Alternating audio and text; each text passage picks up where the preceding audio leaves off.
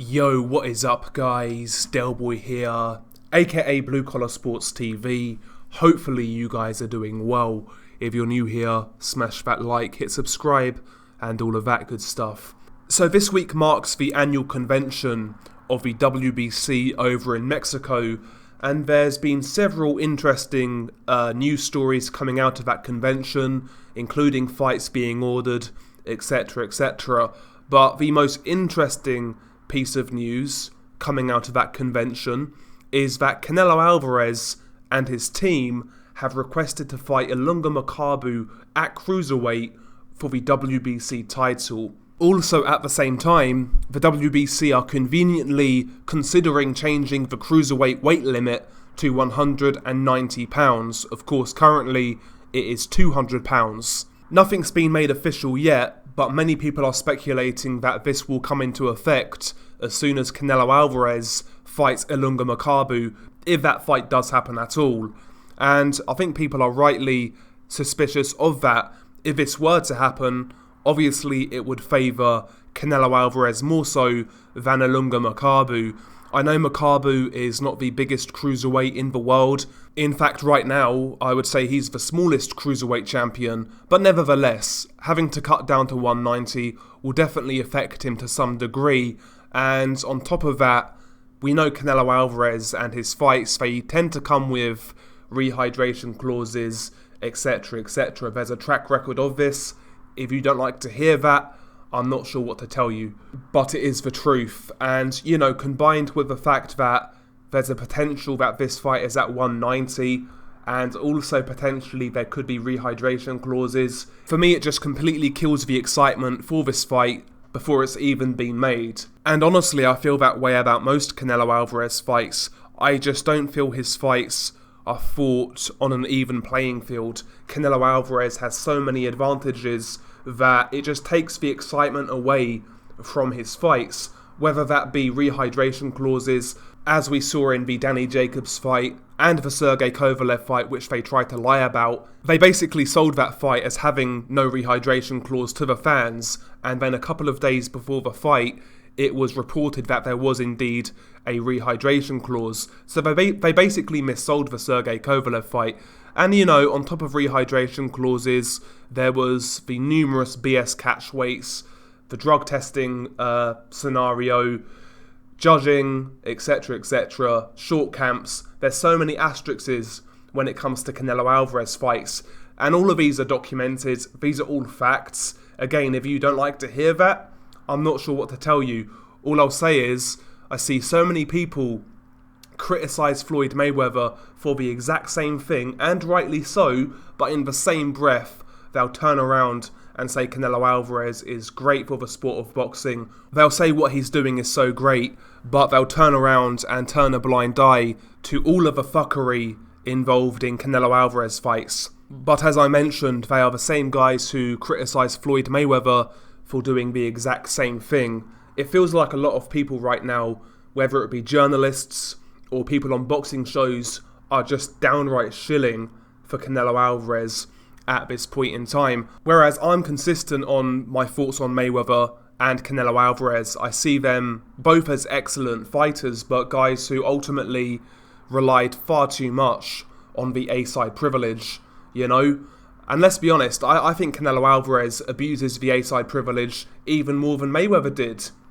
You know? So that's just my opinion on Canelo Alvarez. I think he's a really talented fighter. I think he's a very good fighter, but, you know, if this guy, let's say for example, he's the exact same guy he is now, but he's a B-side fighter, he has numerous losses on his resume. It's that simple. But, you know, the whole notion of cruiserweight being moved down to 190 by the WBC, forget Canelo for this segment of the video, but I think that's a terrible idea for the Cruiserweight division as a whole. If the WBC lower the Cruiserweight limit to 190, that can badly fragment the Cruiserweight division. In recent years, we've had unification fights at Cruiserweight, undisputed, etc, etc. If there's one sanctioning body where the weight limit is 190 and all of the others are 200, theoretically that can essentially stop unification fights and undisputed fights. Like, let's say, for example, Lawrence Okolie, he's gone on record and said he wants to be an undisputed cruiserweight champion. Well, there's no way in hell that a guy like Lawrence Okolie could make 190. He's far too big. He probably struggles to make 200, quite frankly. There's no way in hell Maris Briedis could make 190 pounds in a safe manner. So the WBC moving cruiserweight to 190 while all the other sanctioning bodies have it at 200, to me, could completely kill or fragment the cruiserweight division as we know it. And bear in mind, cruiserweight in the last, 10 years has been one of the best divisions in boxing. It's delivered some of the greatest fights within the last decade in the sport of boxing. There's been so many great fights at cruiserweight, some of which involving the WBC title competed for at £200. And for me, having one title at a lower weight limit, whereas the others are at a higher limit, is just a recipe for fragmentation within the cruiserweight division. And ultimately, in my opinion, it's a terrible idea. It really is. I wonder if it is the WBC's way of trying to essentially force or coerce the other sanctioning bodies into creating a bridgerweight division. Because in fragmenting the cruiserweight division, maybe the other sanctioning bodies will follow suit and adopt the same weight limit, and at that point then create the same bridgerweight division within their respective sanctioning bodies. Maybe the WBC are trying to force through bridgerweight and make it more recognisable across the whole of boxing. Maybe that's what they're trying to do, but I mean, as of right now, it would greatly fragment the cruiserweight division, and it's not a good idea in my opinion. At the end of the day, listen, I've got little interest in Canelo fights for the most part, but if you want to fight Illunga Makabu, fight at £200 or don't fight him. You know, it is what it is. Just my opinion on the matter.